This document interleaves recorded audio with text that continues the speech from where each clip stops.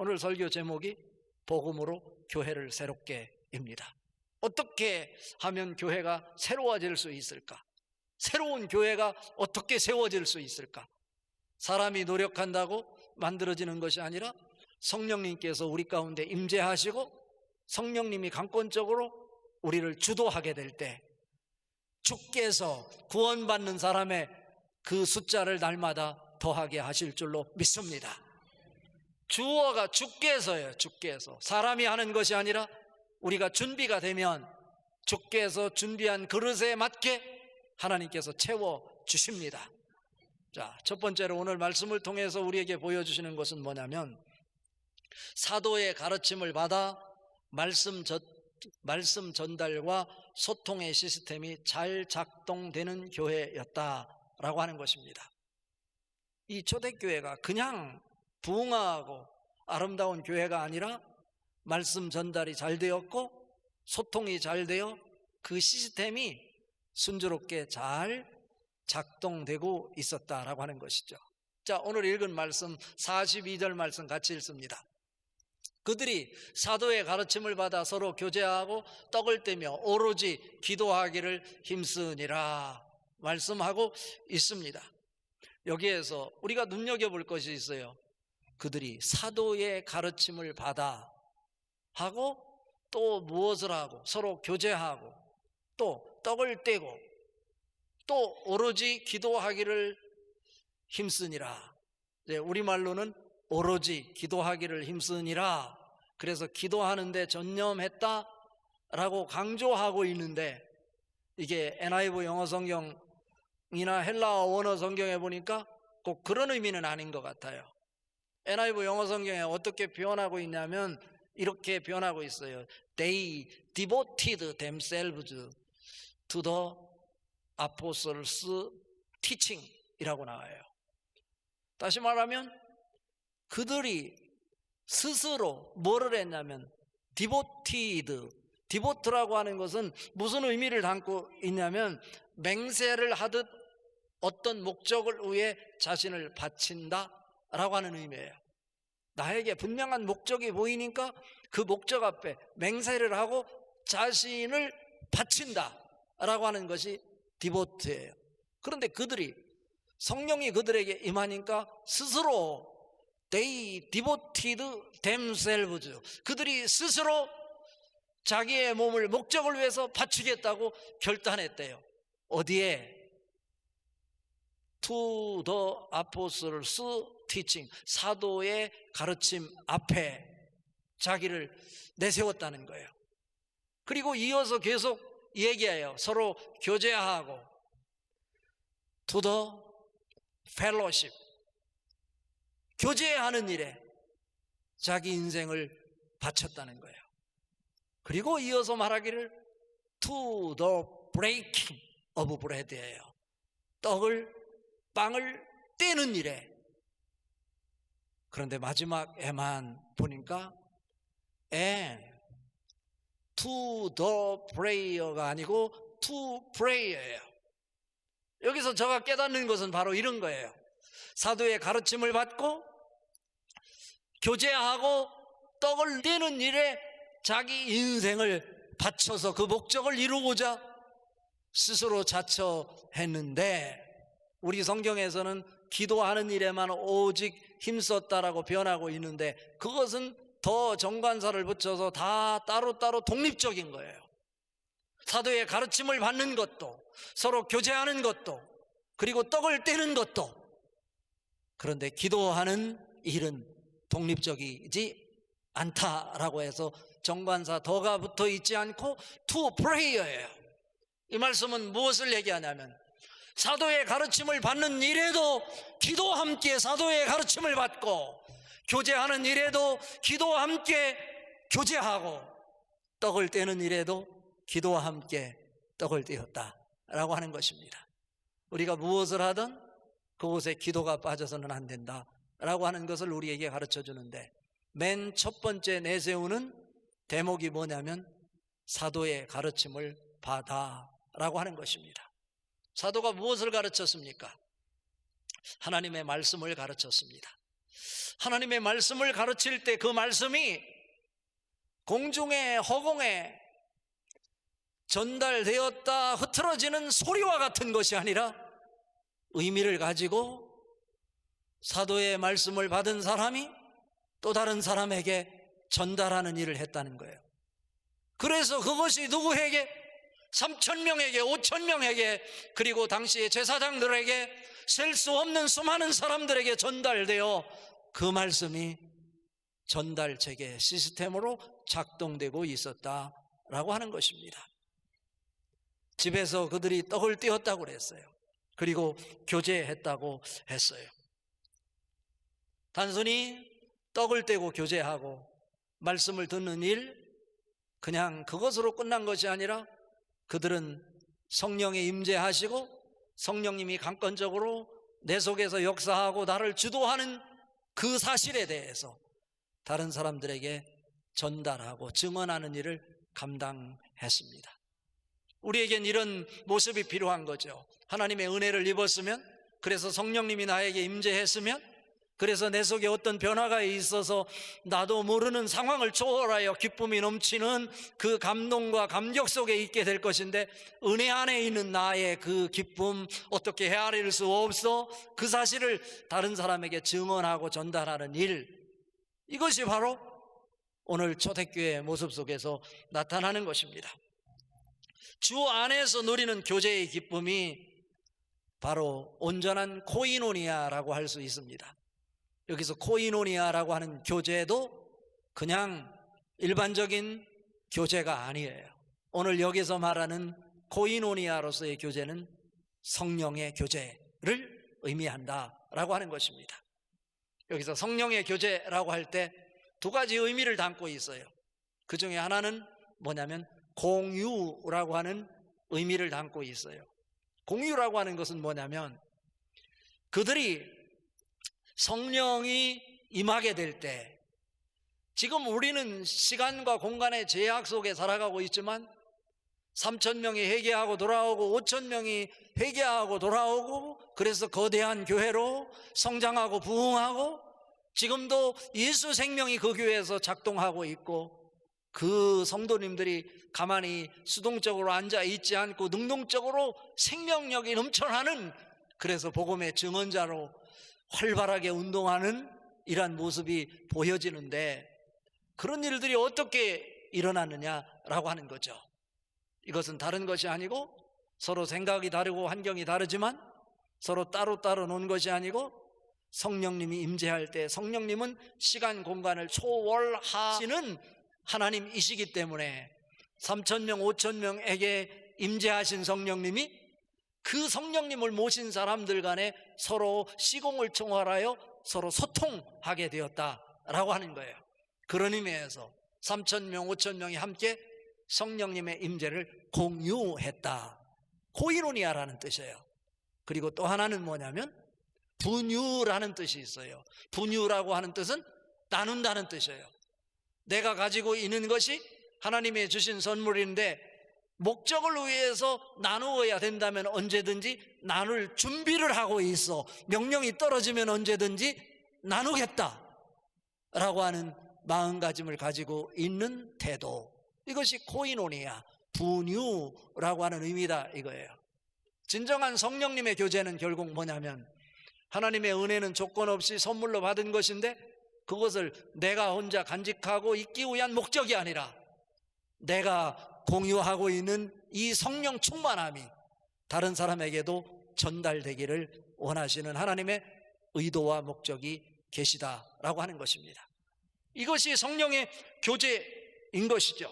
이것이 무엇으로 나타났냐면 하나님을 향한 사랑과 강권적인 헌신으로 나타났다. 이 단어를 오늘 성경에서 영어로 표현하면 devote이다. They devoted themselves to 뭐뭐라고 하는 거예요. 그것이 사도의 가르침으로 나타났고, 서로 교제하는 것으로 나타났고, 떡을 떼는 것으로 나타났고, 기도하는 것으로 나타났다라고 하는 것입니다. 여러분 모습 속에서도 이 네 가지 모습이 자연스럽게 나타나되 그 중심에 기도가 있고, 사도의 가르침이 있고, 성령님의 교제가 여러분에게 있어지기를 바랍니다. 성령님이 나에게 임하시면 시공을 초월하기 때문에 내 생각에 갇혀 있지 않고 내 생각을 초월하여 나를 향한 하나님의 비전이 무엇인지 공간을 뛰어넘어요. 오늘 찬양한 것처럼 하나님의 큰 꿈이 우리 교회의 비전이 되고 여러분의 비전이 될 수 있기를 바랍니다. 이것이 진정한 말씀 전달과 소통의 체계가 이 시스템이 잘 전달되는 초대교회의 아름다운 모습이었다. 우리 서원경교회도 이 강대상에서 말씀이 선포되면 여러분이 받고 이것이 전달되고 말씀을 받아들일 때 말씀 안에서 성령님이 여러분에게 임재하고 여러분에게 임재한 성령님이 성도들 간에 시공을 초월하여 서로 소통하고 그래서 하나님 비전을 보게 하고 하나님 비전을 향해서 우리가 한 마음 한 뜻이 되어 한 방향으로 달려가는 이러한 모습, 이것이 성령의 교통하심이 아니겠습니까? 그 중심에는 뭐가 있어야 된다고요? 말씀의 가르침이 있어야 된다. 사도의 가르침을 받아 하는 일마다 내가 봉사하든 헌신하든 행복박스를 만들든 그곳은 인위적으로 하는 것이 아니라 항상 to prayer, 기도로 그 일을 감당할 수 있는 여러분 될 수 있기를 바랍니다. 여기서 성령의 교제라고 하는 것은 다른 말이 아니라 성령님의 임재 속에서 성령님의 교제권으로 들어와야 된다라고 하는 말씀이에요. 그래서 1차적으로는 내 속에 들어오신 성령님과 교제를 통해서 공간을 초월하는 성도 간의 성령의 임재와의 관계 속에서 서로 소통하여 그분의 마음을 읽어내는 것, 이것이 바로 진정한 교제, 코이노니아다라고 하는 것이죠. 두 번째로 오늘 말씀을 통해서 우리에게 보여주는 초대교회의 모습은 하나님이 함께 하시는 증표가 있는 교회였다라고 하는 거예요. 43절 한번 같이 읽어볼까요?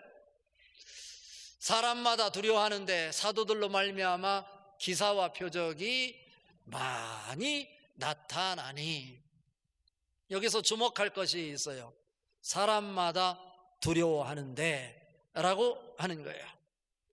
사람마다 두려워했다고 하는데 이 사람이 누굴까요? 오늘 읽은 43절 말씀은 초대교회에서 사도들을 통해서 많은 기적과 표적이 나타나는 모습을 보고 사람들의 반응을 소개하고 있는 장면이에요. 여기서 사람들이라고 할 때 이것은 그 다음 절에 소개되는 믿는 자들과 대비되는 믿음이 없는 세상 사람들을 이야기해요. 그런데 여기서 사람들이 두려워했다. 이게 무슨 말일까요? 여기서 사람들이라고 할 때도 사람을 헬라어로요 안트로포스라고 그러는데 오늘 본문 말씀에서는 안트로포스라고 하는 일반적인 사람을 표기하는 단어를 쓰지 않고 푸시케라고 하는 단어를 쓰고 있어요. 푸시케라고 하는 것은 영혼이라는 말이에요. 초대교회의 살아있는 말씀, 성령님의 임재를 통해서 그들이 변화되는 모습을 지켜보고 있던 지역 주민들이 전에는 눈에 보이지 않는 하나님, 없는 것처럼 함부로 대하고 교회를 향해서 함부로 이야기하고 그랬는데 이제는 그런 모습이 아니게 됐다는 거예요.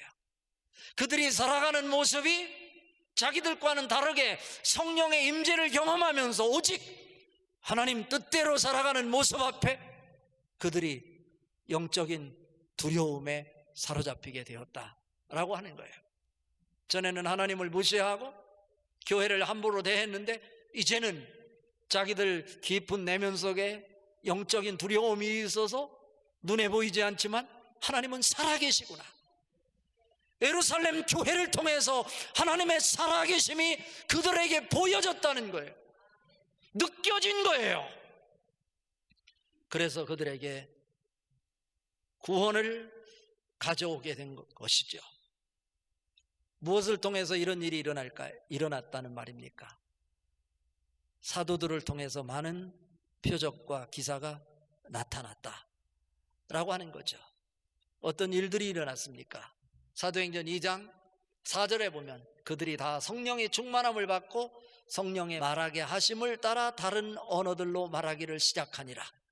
그들이 다요 자기 방식대로 살았는데 이제 성령이 그들에게 임재하시니 모두가 다 성령이 충만하여 성령이 말하게 하심을 따라 다른 언어들로 말하기를 시작했대요. 그 얘기는 무엇입니까? 내가 살던 방식을 내려놓고 이제는 성령님이 가르쳐 주시는 방식대로 내 삶의 방식이, 생활 양식이 바뀌어지게 되었다라고 하는 거예요. 사도행전 2장 38절에 보면 베드로가 이르되 너희가 회개하여 각각 예수 그리스도의 이름으로 세례를 받고 제사함을 받으라. 그리하면 성령의 선물을 받으리니. 그래서 그들이 다 성령을 충만하게 받았어요. 그럴 때 그들은 그 하나님을 믿을 수 있었고 그들이 하나님을 향한 믿음이 강권적으로 작동되니까 놀라운 일들이 일어난 거예요. 그래서 마가복음 9장 23절에 보면 자기 아들이 귀신 들린 거 고쳐달라고 예수님 찾아왔을 때 제자들이 고치지 못했어요. 예수님이 그 귀신을 쫓아내니까 그 예수님이 귀신을 쫓아낼 수 있을까? 이런 생각을 하고 있던 그 귀신 들린 자 아들의 아버지가 예수님께 할 수 있거든 우리 아들에게서 귀신을 쫓아내 주십시오 라고 말했죠. 그때 예수님이 뭐라고 말씀하십니까? 할 수 있거든이 무슨 말이냐? 믿는 자들에게는 능치 못한 일이 없느니라 말씀하고 있어요. 이런 믿음이 여러분에게 작동될 수 있기를 바랍니다. 나는 할 수 없습니다. 그러나 하나님은 하실 수 있습니다. 믿는 자들에게는 이런 표적이 따르니 그들이 내 이름으로 귀신을 쫓아내며 새 방언을 말하며 뱀을 집어들어 올리며 무슨 독을 마실지라도 해를 두려워하지 아니하며 병든 사람에게 손을 얹은즉 나음을 얻으리라 하시니라. 마가복음 16장 17절 이하의 말씀이에요. 이것이 초대교회만 나타나라는 법이 있습니까? 능력이 나타나지 않는 것은 우리에게 하나님을 믿는 믿음이 없기 때문에 그런 것입니다. 여러분 모두에게 다 하나님 말씀 앞에서 하나님이 절대적으로 믿어질 수 있기를 바랍니다. 그럴 때 우리 교회를 통해서 놀라운 일이 일어날 것입니다. 말씀의 결론입니다. 하나님을 찬미하며 그분의 은혜를 나누는 교회였습니다. 성령의 강권적인 역사 속에 믿음을 통해 하나님의 기적이 만들어지고 그 성도들뿐 아니라 그 교회를 바라보고 있었던 지역 주민들이 하나님을 두려워하고 교회를 두려워하고 그래서 그들의 삶도 변화되고 그래서 콜함데오 신전의식으로 살아가게 되었는데 이 초대교회 성도들의 모습이 어떤 모습이었길래 그러한 반응이 나타나는지를 오늘 성경은 가르쳐주고 있는데 오늘 읽은 말씀 46절과 47절 같이 한번 읽어봅니다. 날마다 마음을 같이하여 성전에 모이기를 힘쓰고 집에서 떡을 떼며 기쁨과 순전한 마음으로 음식을 먹고 하나님을 찬미하며 또 온 백성에게 칭송을 받으니 주께서 구원받는 사람을 날마다 더하게 하시니라. 그들에게 1차적으로 나타나는 것은 하나님을 찬송했다는 거예요. Praising God. 하나님을 찬송했다. 이 말은 무슨 얘기냐면 자기 인생 속에 하나님의 가치를 인정했다라고 하는 거죠. 하나님의 가치를 최고로 인정할 때 우리에게 나타나는 반응이 뭐냐면 그 하나님을 찬송하게 되는 것입니다. 그 하나님을 존중히 여기는 것입니다. 그 하나님이 좋아하는 일을 하게 되는 것입니다. 그러니 내 삶이 바뀌는 것이죠. 그리고 이어서 하는 말씀이 뭐냐면 온 백성에게 칭송을 들으니 라는 거예요. 이것이 우리말로 잘 와닿지 않는데 그냥 하나님을 찬송했더니 주변 백성들이 또 뭐를 했다고? 백성에게 칭송을 들었다, 칭찬을 들었다, 이런 말처럼 들리는데 NIV 영어 성경에서 뭐라고 번역하냐면 enjoying, 현재 진행형으로 써요. enjoying favor. of all the people 이라고 표현하고 있어요. 이것은 무슨 뜻이냐면, 은혜라고 하는 것은 하나님께서 선물로 주신 것이기에 나에게 기쁨으로 반응한다 라고 하는 의미를 담고 있어요. 우리 구원이 하나님의 은혜로 선물로 받은 거잖아요. 그런데 하나님의 은혜로 선물로 내가 받은 것, 나만 간직하지 않고 그 기쁨을 다른 사람에게 증언하고 호의로 전달됐다는 거죠. 호의를 베풀었다는 거예요.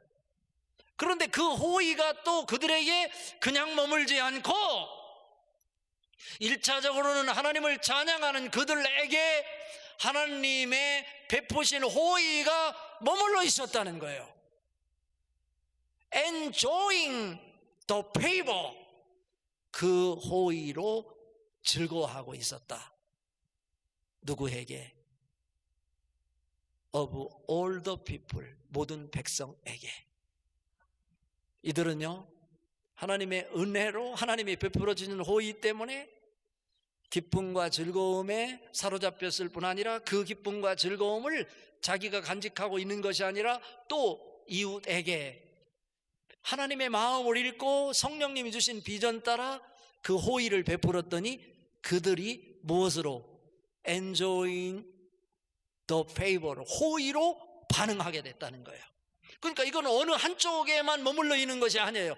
백성들이 베푸는 호의가 칭송으로 나타난 것, 이렇게 해석할 것만은 아니라는 거예요. 1차적으로는 하나님에게 호의를 받아 구원의 선물 받은 우리들에게 즐거움이 넘쳤고, 그 호의가 이웃의 결핍을 채우는 일로 나타났고, 이웃의 결핍을 채워내는 그 기쁨을 그들은 성도들이 베푼 호의로 받음으로 그들도 즐거워했고, 그 즐거움이 다시 호의로 반응하게 되었다.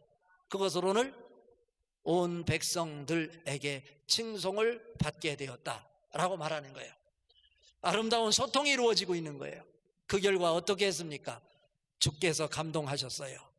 그래서 오늘 읽은 47절 중반절 이후에 보면 구원받는 사람을 날마다 더하게 하시니라. 누가 하신 거예요?